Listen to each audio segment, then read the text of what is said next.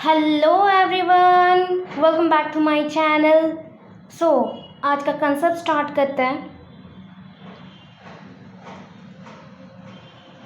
आपके जो constitution of India and basic features हैं, ऐसे भी क्वेश्चन आ सकते हैं। Right about the constitution of India and their basic features और इट्स बेसिक फीचर। उसके बाद ऐसे भी क्वेश्चन आ सकता है। Right about the women education and the laws and provisions which is meant for disabled persons और चाइल्ड विद स्पेशल नीड्स।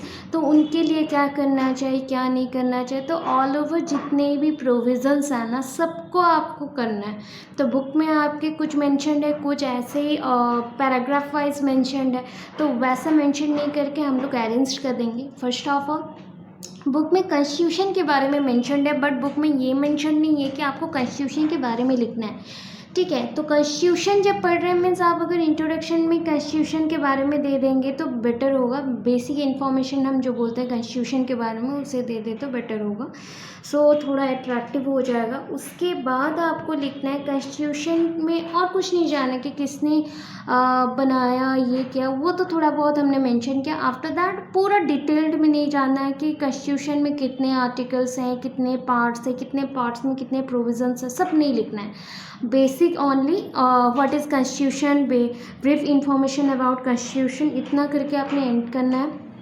उसके बाद आपके क्वेश्चन के अकॉर्डिंग उन्होंने पूछा है कि एजुकेशनल जो अपॉर्चुनिटी है ना, उसमें इक्वालिटी है कि नहीं। तो हमें यहाँ पे सब कुछ ऐड करना है। That mean caste, creed, races, सबके बेसिस पे जो भी डिफ्रेंसिएशन है ना, दैट मीन्स डिस्क्रिमिनेशन होता है, उसको हटा के हम कैसे प्रोविजंस को ऐड करें।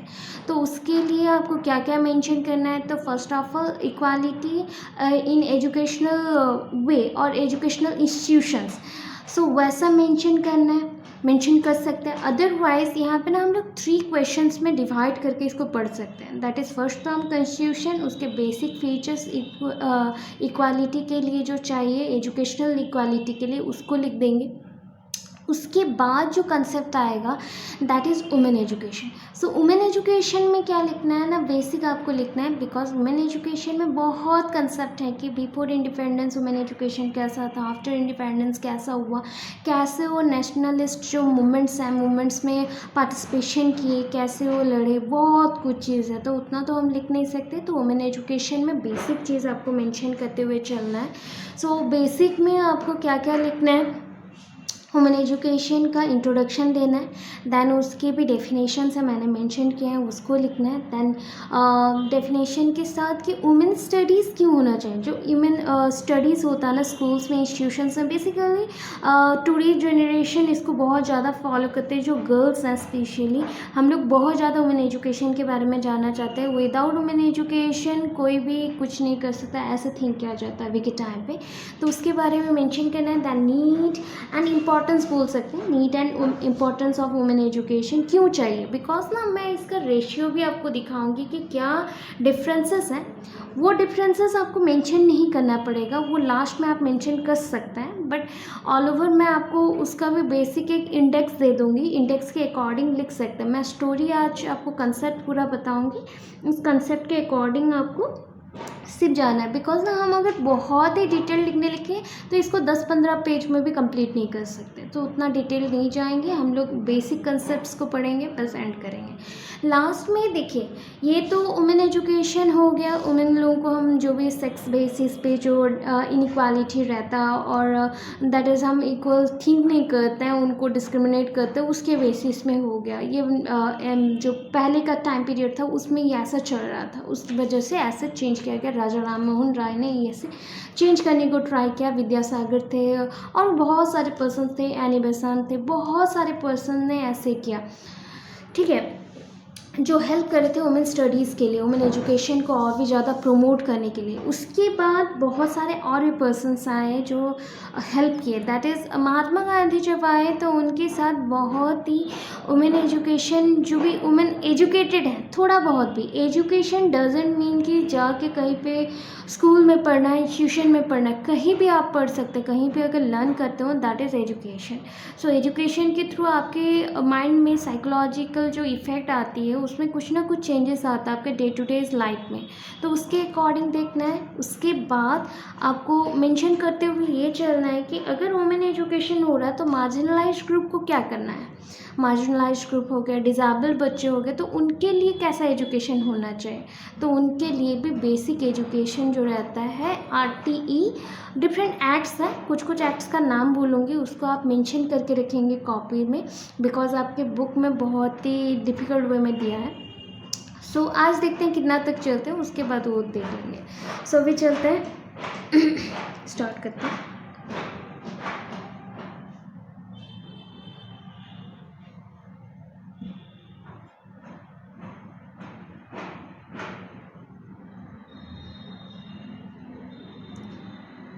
ये देखिए मैंने 9 पेज का ओनली लिया, और भी था, बहुत सारा नोट्स थे जहाँ पे कलेक्ट करके आपको लिखना था, तो उतने सारे हमें नहीं करना है, बिकॉज इतना सारा करते करते हम लिख नहीं पाएंगे, आधा छूट ही जाएगा, तो उतना नहीं करना है, जितना हो सके उतना करेंगे, ठीक है।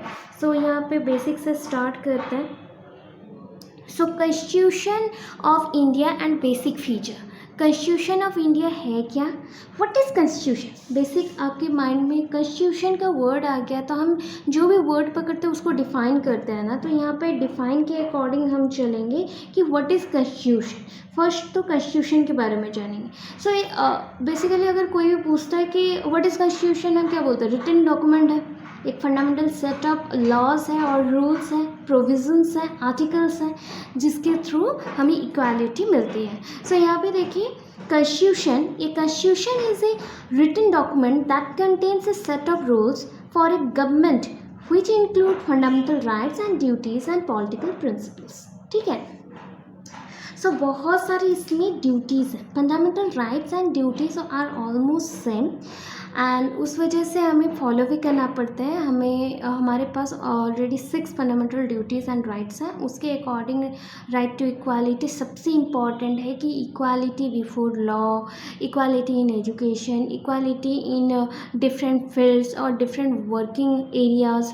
और दैट मीन्स आप अगर कहीं भी जाते हैं ना, तो अगर एक मेल स्टाफ को उतना ही ज़्यादा हम सपोर्ट करते हैं तो एक फीमेल को भी सपोर्ट करेंगे, ऐसा ही रहता है। इक्वालिटी मिलेगा, उनके पे स्केल में भी इक्वालिटी रहना चाहिए, उनके बिहेवियर एटीट्यूड में भी इक्वालिटी रहना चाहिए, क्योंकि वर्किंग में सब कुछ सेम होता है। प्लस और भी ज़्यादा होता ना, अभी के टाइम पीरियड में और एक चीज़ भी थिंक किया गया है कि गर्ल्स को ज़्यादा ही कुछ कुछ लोग प्रमोट कर देते हैं, सो दैट वो बहुत ज़्यादा ही सपोर्ट हो गया, उसको मिल गया एंड वो आगे बढ़ रहा है। ऐसा कुछ नहीं है, अगर वहाँ पे लोग थिंक करना अच्छा स्टार्ट करें, इक्वल स्टार्ट करें तो बेटर रहेगा, वो चीज़ है। बेटर हम लोग थिंक नहीं करते हैं, किसी भी गर्ल्स को आगे कर देते हैं, कोई भी उसका अंदर में कोई मीन रह सकता है, अदर मीन रह सकता है, बट ये नहीं करना चाहिए। तो कॉन्स्टिट्यूशन बोलता है कि हमारा ये रिटन डॉक्यूमेंट है जिसमें मेंशन किया गया है, उसके अकॉर्डिंग इसमें सेट ऑफ रूल्स हैं, बहुत सारे रूल्स हैं जो कि एक गवर्नमेंट के लिए फिक्स्ड रहता है। जैसे कि इंडियन गवर्नमेंट के लिए फिक्स्ड है, अगर अमेरिकन गवर्नमेंट होता है वहाँ के लिए वो ड्यूटीज़ फिक्स्ड रहता है। वैसा नहीं कि वहाँ पे जो चल रहा है यहाँ पे वही सेम रहेगा, कि यहाँ पे जो चल रहा है वहाँ पे सेम रहेगा। सारे गवर्नमेंट का अपना अपना कुछ रूल्स एंड रेगुलेशंस होते हैं। जैसे कि अभी अगर थिंक भी करेंगे ना, स्टेट गवर्नमेंट, सेंट्रल गवर्नमेंट, इसमें भी थोड़ा बहुत डिफरेंसेस आपको मिल जाएगा। स्टेट वाइज सबके स्टेट्स में अलग अलग थोड़ा बहुत गवर्नमेंटल जो रूल्स हैं उसको भी ऐड किया गया है डिफरेंट आर्टिकल्स के थ्रू। अभी fundamental rights and duties and political principles इनमें इंक्लूड है। सो उसके बाद चलते brief information about constitution. The constitution of India is the world's lengthiest, ठीक है, लार्जेस्ट भी मेंशन कर सकते हैं या फिर lengthiest, world's lengthiest written constitution with 395 articles and 8 schedules, ठीक है। इसमें 8 शेड्यूल्स हैं एंड 395 आर्टिकल्स हैं, ठीक है। आप लोग जो पढ़ते हैं ना, एक छोटे छोटे आर्टिकल्स जैसे पढ़ लेते हैं, ऑलमोस्ट 10 पेज 12 पेज ऐसे आर्टिकल्स भी बन जाते हैं, तो वैसे आर्टिकल्स यहाँ पे थिंक करिए तो 8 शेड्यूल्स बोला गया। वहाँ पे और भी चैप्टर्स हैं, शेड्यूल्स के अंदर बहुत सारे चैप्टर्स हैं, चैप्टर्स के अंदर क्लॉजेस होते हैं। क्लॉज 1, सपोज आपको एक मैं आर्टिकल दे दी, जैसे आर्टिकल नंबर 20, ठीक है। और आर्टिकल नंबर 21, सो 21 का अगेन डिफरेंट क्लॉजेस हैं, that means 21A, 21B, 21C ऐसे हो सकता है, या फिर 21A1, 21A2, 21A3 ऐसे डिफरेंट आर्टिकल्स की अगेन डिफरेंट क्लॉजेस होते हैं, शेड्यूल्स के अंदर मेंशन रहते हैं। सो उसको आपने मेंशन कर दिया पॉइंट वाइज। उसके बाद नेक्स्ट चलते हैं। This was adopted by Chairman B.R. Ambedkar's committee and took 2 years, 11 months, 18 days. Total कितना टाइम लग गया? 2 years, 11 months and 18 days. ठीक है। It was signed by doctor Rajendra Prasad on 26 नवंबर 1949। ठीक है। तो इसको आप इंफॉर्मेशन के तौर पे लिख सकते हैं। मीन्स क्या हो गया ना, ये ड्राफ्टेड था। ड्राफ्टेड मीन्स जैसे ना उस टाइम पे तो ऐसा नहीं था कंप्यूटर में टाइप कर दिए तो हो गया, तो उस टाइम में पहले तो रिटन फॉर्म में प्रेजेंट करना पड़ता। उसके बाद वो क्या हो गया, एरर चेकिंग चलेगा कि उसमें क्या गलत है, नहीं है, क्या है, क्योंकि ना कॉन्स्टिट्यूशन एक लैंग्वेज में नहीं निकलता है। आपके कंट्री में जो जो इम्पोर्टेंट लैंग्वेज है सारे लैंग्वेज में निकलेंगे। कॉन्स्टिट्यूशन का जो भी पूरा बुक है वो वैसा प्रिंट होगा। तो प्रिंट होने के लिए उस टाइम में फिर टाइपिंग मशीन रहता था, टाइपिंग में टाइप करना पड़ता था, उसके बाद होता था। तो उसको इसलिए इतना टाइम लग गया कि हर एक चीज़ के लिए हमारे पास आर्टिकल्स हैं, एक एक आर्टिकल है। जस्ट लाइक हम वो आर्टिकल्स के बारे में ज़्यादा कुछ जानते नहीं है बोल के अभी तक करप्शन चल रहा, अदरवाइज जानते तो नहीं होता उतना कुछ। जस्ट लाइक कुछ कुछ रूल्स हैं, पहले भी हमने डिस्कस किया था, दैट इज़ अगर प्रॉपर्टी के बारे में चलता है तो पहले का टाइम पे था कि प्रॉपर्टी कैसा होता था, अगर पेरेंट्स का डेथ हो गया दैन उसके जो भी प्रॉपर्टी रहेंगे, उनके जो भी प्रॉपर्टी रहेंगे वो बेटे को मिल जाएगा, बेटी को नहीं। अभी इक्वल है, सबको मिलना है, वो चाहे एक ट्रांसजेंडर क्यों ना पैदा हो फिर भी होगा। दैट मीन्स वो बाइसेक्सुअल होने से भी कोई दिक्कत नहीं है। अगर कोई एक चाइल्ड बॉर्न हुआ है, वो जो भी हो, रदर देन उसके सेक्स, क्रीड और कास्ट, हम लोग वैसा कुछ नहीं देखेंगे, उसको इक्वली ट्रीट किया जाएगा, ऐसा है। अभी भी और भी बहुत सारे रूल्स ना चेंज हो रहे हैं डे बाय डे, और भी चेंजेस आ रही है इसमें। सो B.R. अम्बेडकर के अकॉर्डिंग पहले के टाइम में जो पहले क्या होता था ना, माइनॉरिटीज़ ग्रुप्स बहुत थे, उसके ऊपर भी आएगा। कुछ कुछ रूल्स हैं, दैट इज़ माइनॉरिटीज़ को ना एजुकेशन नहीं मिलती थी। जस्ट लाइक हमने बहुत सारे पीरियड्स पढ़े हैं, ancient period education, that is the Gurukul system और पाठशालास। तो पाठशालास में क्या था कि पहले जो भी रिच फैमिली से बिलोंग करते हैं, या फिर जो भी पहले तो अच्छे कास्ट से बिलोंग करते हैं, या हाई कास्ट और हाई सोसाइटी से बिलोंग करते हैं, उनको एजुकेशन दिया जाएगा। बट जो गरीब हैं या फिर टचेबिलिटी वो टाइम था ना कि किसको छूना है किसको नहीं छूना है, दैट मीन जाति प्रथा हो गया, रेसिज्म, कलर वाइज ब्लैकिज्म एक वर्ड आता था उस टाइम पे, अभी भी है अफ्रीका में वो चीज़ है ब्लैकिज्म। अगर अदर कास्ट और अदर कंट्री में जाके खुद को प्रेजेंट करना चाहते हैं तो वहाँ पे उनको रेसिज्म के थ्रू एंड ब्लैकिज्म के थ्रू उन्हें सेपरेट किया जाता है, डिस्क्रिमिनेट किया जाता है। तो बहुत सारे चीज़ हैं, तो उसके अकॉर्डिंग बहुत सारे लॉज हैं, बहुत सारे प्रोविजंस हैं, बहुत सारे आर्टिकल्स हैं।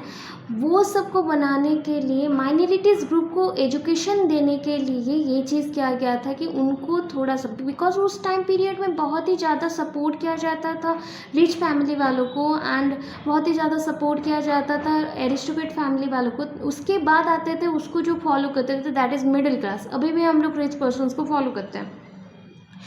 बट जो लोअर क्लास के हैं और लोअर कास्ट के हैं, दैट इज़ उनमें एजुकेशन नहीं है, स्लम एरियाज़ में रहते हैं, अच्छे से खाना पीना नहीं होता, तो उनके लिए एजुकेशन बहुत ही इम्पॉर्टेंट था, इसलिए उनको भी एजुकेशन देना था। इसलिए B.R. अम्बेडकर जी ने क्या किया, उनके जो चेयरमैनशिप के अंडर पे ड्राफ्ट हुआ उसमें मेंशन किया था कि माइनॉरिटीज़ ग्रुप को भी इक्वल अपॉर्चुनिटीज़ मिलना चाहिए एजुकेशन में एंड जॉब में। उसके थ्रू क्या होगा, सारा इक्वल अपॉर्चुनिटी गेन कर सकेंगे। तो वो चीज़ था। अभी के टाइम पे वो धीरे धीरे क्या हो गया, बहुत ही ज़्यादा चेंज होना स्टार्ट कर दिया, और भी ज़्यादा लड़ना स्टार्ट कर दिया। ये इक्वालिटी और कुछ सालों के अंदर ऐसा होगा कि सब कुछ इक्वल हो जाएगा। ठीक है, अगर कोई चेंजेस आया तो इक्वल होने का चांसेस है। दैट मीन्स अगर मनी एक सर्टेन अमाउंट तक ही इनकम कर सकते हैं, सबके लिए इक्वल होगा, इक्वल खाना खाना है, इक्वल जैसे ही रहना है। जस्ट लाइक हम लोग स्कूल्स में जाते तो क्या होता है, इक्वल टाइप के कपड़े पहनते, बिकॉज वहाँ पे डिस्क्रिमिनेशन बच्चों में ना आ जाए, इसलिए उनके साइकोलॉजी में इफेक्ट आता है। अगर कोई एक बच्चा अच्छा सा ड्रेस पहन के आ गया बर्थडे में तो और एक बच्चा नहीं पहन पाया तो उनमें थोड़ा सा डिस्क्रिमिनेशन आ जाता है। तो वो सब हटाने के लिए कॉन्स्टिट्यूशन में इतने सारे आर्टिकल्स बने हैं। अभी देखिए आर्टिकल्स के बाद ये तो लग गया 2 years 11 months एंड 18 days। उसके बाद इसको कोई साइन किया होगा, तो साइन किसने किया? डॉक्टर राजेंद्र प्रसाद। वो हमारे फॉर्मर मिनिस्टर थे, तो उन्होंने वो टाइम पे किया था, ठीक है। सो उन्होंने कब किया? 26 नवंबर 1949 पे, एंड एप्लीकेबल एट 26 नवंबर 1949 में साइन किया गया। एंड उसको जब मतलब लाया गया, मीन्स सबको मानना स्टार्ट किए, वो डे कब था? That is 26 Jain 1950। 26 Jan 1950। Indian constitution establishes, Indian constitution और क्या एस्टैब्लिश करता है? देखिए, establishes quasi federal system. That means मैंने मीनिंग भी लिख दिया है। It means out structure of the government is federal but spirit is unitary. यहाँ पे बताया गया, अगर बाहर से आप इंडिया को लुक करेंगे ना कि इंडिया कैसा है, तो यहाँ पे सेकुलरिज्म है, सब अपने कास्ट को प्रेजेंट करना स्टार्ट करते हैं, सब अपने जो भी कल्चर्स है ना उसको बहुत ही ज़्यादा पसंद करते हैं एंड प्रेजेंट करते हैं। यहाँ पे इंटीग्रेशन कोई नहीं दिखाता आउटवर्डली, बट इनर साइड में अगर कॉन्स्टिट्यूशन के अकॉर्डिंग देखेंगे ना, वी आर इक्वल। कॉन्स्टिट्यूशन के सामने हमारा कोई कास्ट नहीं चलता, हमारा कोई कल्चर नहीं चलता, हम सब इक्वल हैं, ठीक है। सो यूनिटरी क्वासी फेडरल मीन्स यहाँ पे वेराइटीज़ ऑफ कास्ट क्रीड्स हैं, वो सारे इक्वल ट्रीट किए जाते हैं यहाँ पे, ठीक है। In case of national economic crisis, अगर इन केस ऑफ हम लोग नेशनल इकोनॉमिक क्राइसिस में देखते हैं, according to the government of Indian act और India act 1935 which provides federalism to India. यहाँ पे फेडरलिज्म एक वर्ड यूज़ किया गया, दैट मीन्स यहाँ पे माना गया कि सब सोवरेन नेशन है, यहाँ पे क्वासी फेडरल नेचर में चल रहे हैं, सबको अपने अपने कास्ट को रिप्रेजेंट करने का हक है, बट मन में रखना चाहिए कि हम नेशनल इंटीग्रेशन करें। So India's constitution believed on, किस में बिलीव करता है India's constitution believed on centralisation means यहाँ पे जो भी रिलेशनशिप है ना, that is a union state relation और सेंट्रल स्टेट रिलेशन, जो भी है कहाँ पे रहेगा?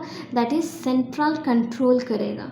ऐसे आते धीरे धीरे, पहला तो सेंट्रल कंट्रोल करता है, उसके बाद अगर सेंट्रल से कोई छोटा मोटा वर्क रह गया तो उसे कंट्रोल करता है स्टेट। अभी स्टेट के बाद स्टेट में बहुत सारे डिस्ट्रिक्ट्स हैं, अगेन डिस्ट्रिक्ट में बहुत सारे एमएलएज रहते हैं, वर्किंग ऑर्गेनाइजेशंस रहते हैं, वो सारे कंट्रोल करते हैं। तो ये हो गया हमारा brief introduction and brief information about the constitution. उसे आप मेंशन करेंगे, ये आपका बेसिक इंट्रोडक्शन है कॉन्स्टिट्यूशन के बारे में।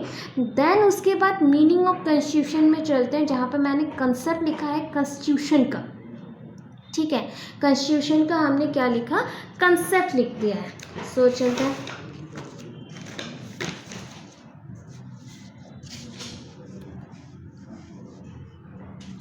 सो यहाँ पे देखिए, पहला तो ये चीज़ कि कॉन्स्टिट्यूशन है क्या। अभी आपने पढ़ के आया कि constitution is a fundamental legal document act, one kind of legal document act है, to which the government of a country functions. एक गवर्नमेंट कब फंक्शनल होगा? जब उसका जो भी डॉक्यूमेंट्स हैं, जस्ट लाइक हम लोग कहीं करते हैं ना, अभी के टाइम पे आपको पता होगा मैरिज जो भी है कि कंपलसरी किया गया है कोर्ट मैरिज को।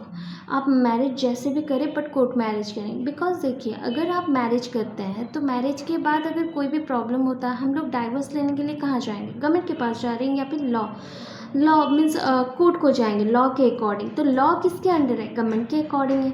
सो गवर्नमेंट में कुछ रिटन प्रूफ तो रहना चाहिए ना कि हाँ ये लोग मैरिज किए थे, उसके बाद कुछ प्रॉब्लम हुआ तो वो सॉल्व करने को ट्राई करेगा। अगर बहुत ही एक्सेसिव प्रॉब्लम्स हैं वो ऐसा सॉल्व करेगा। ऐसा टाइप का चलता है।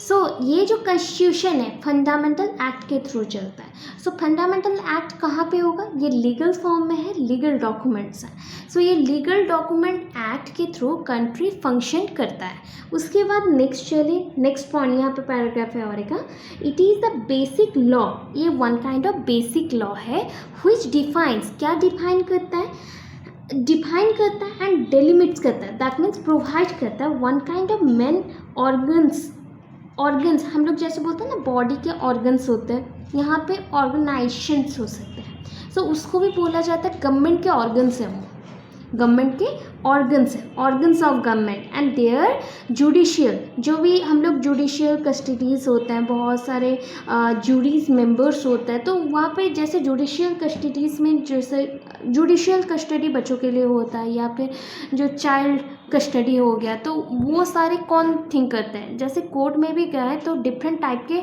कोर्ट में भी अलग अलग डिफरेंट कोर्ट्स होता है, ठीक है। जहाँ पे इंडस्ट्रियल रिलेटेड कोई प्रॉब्लम्स हुआ तो उसके लिए अलग सा हो गया, जहाँ पे इकोनॉमिक के लिए होगा, जहाँ पे फैमिलीज़ के लिए होगा वो अलग से होगा, मतलब क्राइम हो गया तो वो अलग से होगा। तो सारी चीज़ों को हम एट ए टाइम मिक्स नहीं कर सकते हैं।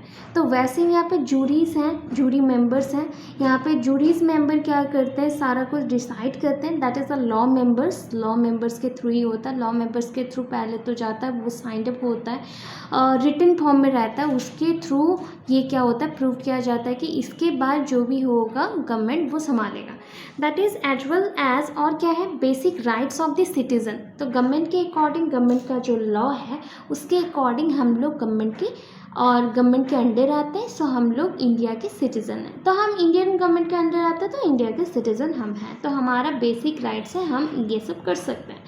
लास्ट आए ये constitution thus is suspension to all other laws of country, that means वहाँ पे ना फ्यूज्ड होता है। सस्पेंशन मीन्स यहाँ पे हम क्या करेंगे, फ्यूज करेंगे जितने भी कंट्री का लॉज है ना, मीन्स एक कंट्री के अंदर जितने भी लॉज है उसका फ्यूज़न है।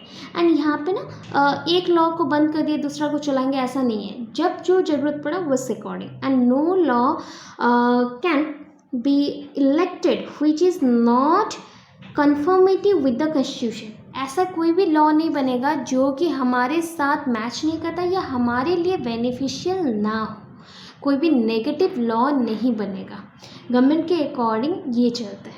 देन कंसेप्ट में आता है,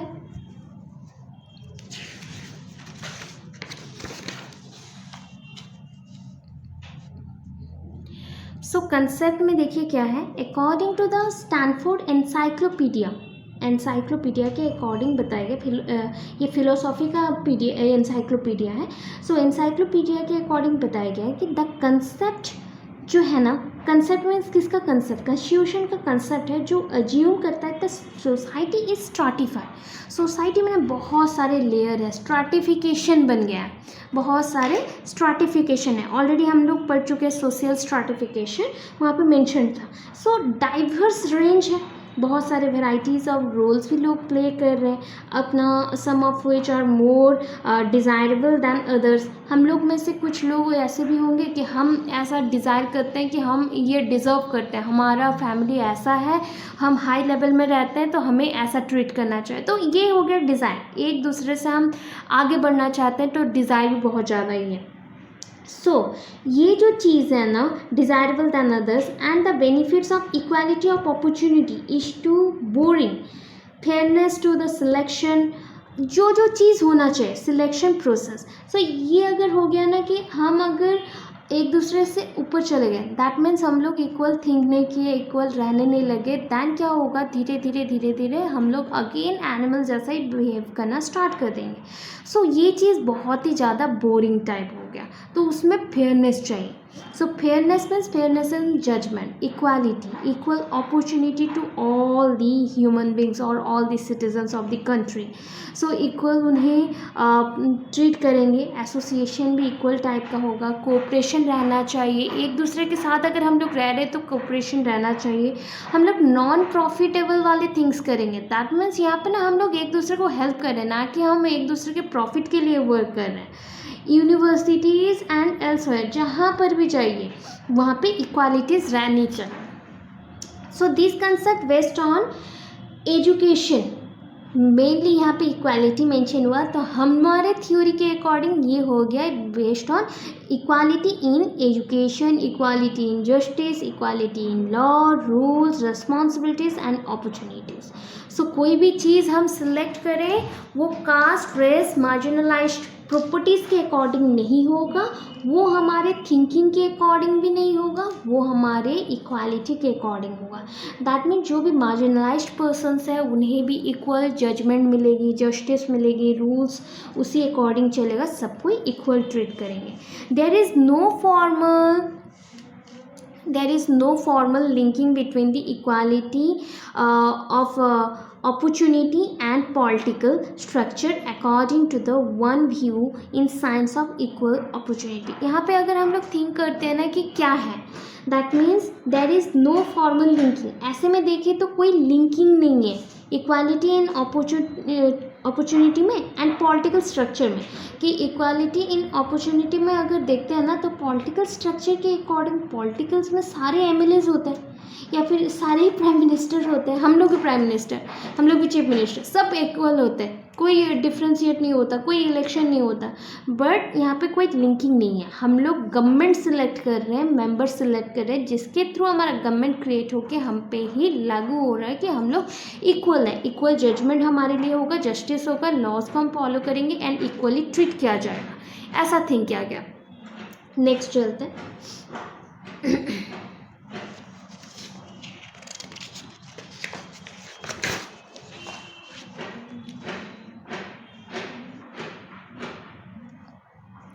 सो the fundamental rights are guaranteed. यहाँ पे जो फंडामेंटल राइट्स हैं ना वहाँ पे क्या किया गया ना, यहाँ पे गारंटेड किया गया कि जस्ट लाइक जो भी होगा ना ये हमारे बेसिक ह्यूमन रिलीजन्स हो गए, राइट्स हो गए, कास्ट हो गए, क्रीड्स हो गए, कल्चर्स हो गए, उसके लिए जो जो लॉज होंगे सब कुछ सेम रहेगा। ठीक है, सब कुछ सेम रहेगा because we are the citizen of India, particular एक कंट्री के अकॉर्डिंग। ठीक है, so we are put under basic sovereign countries law. जो भी सोवरेन कंट्रीज़ का लॉ होता है उसके according we are same and we are not differentiated on the basis of caste, creed, races. So ये हो गया वन काइंड ऑफ थिंग कि कॉन्स्टिट्यूशन इतना कुछ सोचता है। सो इसमें ना बहुत सारे लिमिटेशंस भी होंगे, रोक टोक होगा, बहुत कुछ होगा, तो ये लिमिटेशंस को कॉन्स्टिट्यूशन नहीं मानता। One of the such important right is right to equality. यहाँ पे देखिए अभी आ गया एजुकेशनल राइट्स के अकॉर्डिंग आप थिंक कर रहे थे ना, तो आपके बुक में ना एजुकेशनल अपॉर्चुनिटी कैसे इक्वली मिले उसके अकॉर्डिंग है, उसको भी यहाँ पे मेंशन किया गया है। सो यहाँ पे जितने आर्टिकल्स हैं ना उसी सीक्वेंस में लिखे तो इजी होगा आपको, कोई डिफ़िकल्ट थिंग नहीं है, आपको पूरा ही रखना है आर्टिकल्स को, तो पूरा ही समझ के आप लिख सकते हैं या फिर रख सकते हैं कोई भी जैसे आप थिंक कर रहे हैं, बट समझ जाए तो बेटर रहेगा। मीन्स आप समझ गए एंड उसको अपने वे से लिख दिया तो चलेगा। ठीक है, पर्टिकुलरली जैसा आर्टिकल है वैसे ही छापना पड़ेगा, ऐसा कुछ नहीं है। सो हम स्टार्ट करते हैं आर्टिकल नंबर 14। ठीक है, ये सारे मेजर प्रोविजंस हैं जस्ट उस थ्रू हम लोग इक्वल ट्रीटमेंट कर सके सबको। सो आर्टिकल 14 को अगर शॉर्टकट वे में बोलो ना तो इक्वालिटी बिफोर लॉ, लॉ के according we are same, we are protected by laws, इतना मेंशन कर सकते हैं। अदरवाइज यहाँ पे क्या लिखा है, it ensures that every citizen shall be likewise protected by laws of the country. Same चीज़ लिखाया गया कि लॉज के through we are not separated, we are equal and laws control और protect our everything. So it means that the state will not distinguish any of the Indian citizen or the basic of their on the basis of their gender, caste and creed। सो इसके according ये बताया गया कि हम लोग तो Indian citizen हैं, India के अंदर रहता है, तो इंडियन गवर्नमेंट के अकॉर्डिंग कभी भी इंडियन गवर्नमेंट ये नहीं करेगा, डिस्टिंग्विश नहीं करेगा लोगों के अंदर कि या फिर डिस्क्रिमिनेशन नहीं करेगा कि हम लोग इक्वल नहीं हैं, हम लोग सारे सेम हैं। एंड कौन से बेसिस पे डिस्टिंग्विशेस नहीं होंगी, जेंडर, कास्ट, क्रीड के अकॉर्डिंग। ठीक है, इतने के according we are not different, we are equal. अभी चलते हैं जो वुमेन एजुकेशन। वुमेन एजुकेशन तो हम वुमेन एजुकेशन यहाँ पे आर्टिकल्स के अकॉर्डिंग बता रही हूँ, फिर से मैं वुमेन एजुकेशन सेपरेट वे में बताऊँगी, ठीक है। सो वुमेन एजुकेशन आर्टिकल्स के अकॉर्डिंग देखिए, सो मेंशन किया गया है कि आर्टिकल नंबर 15 है, 15 का 1 एंड 15 का 3, ये क्लॉजेस हैं सारे, 15 का 1 एंड 15 का 3। सो आर्टिकल 15(1) क्या मेंशन किया कि इट प्रोवाइड्स दैट और it shall be provided that the state shall not be discriminate any citizen on groups of sex. मतलब दैट मीन्स हो गया सेक्स के बेसिस में we are not different, we are not different from the bisexual, or we are not different from the transgender, or we are not discriminated from the men's. So we are equal and we are treated as equal in every sphere of the working areas. So ऐसे हो गया कि सारे कोई हम लोग same हैं। तो ये प्रोवाइड क्या क्या provides that state shall not be discriminate or shall not discriminate any citizen on groups of sex. Sex के जो ग्रुपिज्म होते हैं उसके अकॉर्डिंग नहीं होगा यहाँ पे। नेक्स्ट चलते हैं आर्टिकल नंबर 15 का 3, 15 का जो 3 है उसमें चलते हैं। सो आर्टिकल नंबर 15 का जो 3 मेंशन है ना, उसमें देखिए, सो इसमें मेंशन किया गया कि it is treated as normally कि रीडिंग, दैट मीन्स इसके अकॉर्डिंग ना मैं सिंपल वो में बोलती हूँ, it is one kind of reading equality. We are not discriminated on the basis of our caste or creed or culture, that we are not eligible to go school or attend the school and get education freely. So it reads nothing in this article shall prevent the state from making any special provision for women and children. So यहाँ पे ना education के लिए ही है ये article, education के लिए, because women education हमने मेंशन किया था ऊपर हेडिंग में, तो उसके अकॉर्डिंग यहाँ पे मेंशन किया गया कि इस आर्टिकल में ऐसा कुछ मेंशन नहीं है। ये मेंशन है स्टेट के पास अपना कैपेसिटी है, स्टेट के पास अपना कैपेसिटी है कि वो स्पेशल प्रोविज़न बना सकता है वुमेंस के लिए एंड चिल्ड्रंस के लिए। इफ़ एजुकेशन उन्हें चाहिए तो बना सकते हैं। इसलिए हमारे गवर्नमेंट के अंडर में देखिए बहुत सारे एग्ज़ाम्स होते हैं, OTT, CTET, कितने सारे एग्ज़ाम्स होते हैं, सेंट्रल स्टेट बहुत सारे होते हैं। दैन देखिए article 16, the state shall not discriminate any person of India to access opportunity and areas according to caste, creed of sex. Okay, so यहाँ पे बताया गया कि हम ऐसा है ना, सपोज़ किसी का हस्बैंड नहीं है तो वो अगर कोई भी एरिया में जाके रहने को चाहती है तो वहाँ पे कोई भी पर्सन डिस्क्रिमिनेट कैसे चलेगा। सो LGBT में हमने मेंशन किया L for lesbian, G for gay, B for bisexual, T for transgender. So men studies होता है, जेंडर स्टडीज़ में मेन स्टडीज़ के साथ वुमेन स्टडीज़ हो गए, वुमेन एजुकेशन हो गया, LGBT स्टडीज़ हो गया, तो सारे स्टडीज़ को हमने यहाँ पे एक साथ मिलाया। सो उसको बोलते हैं जेंडर स्टडीज़। उसके बाद नेक्स्ट चलता है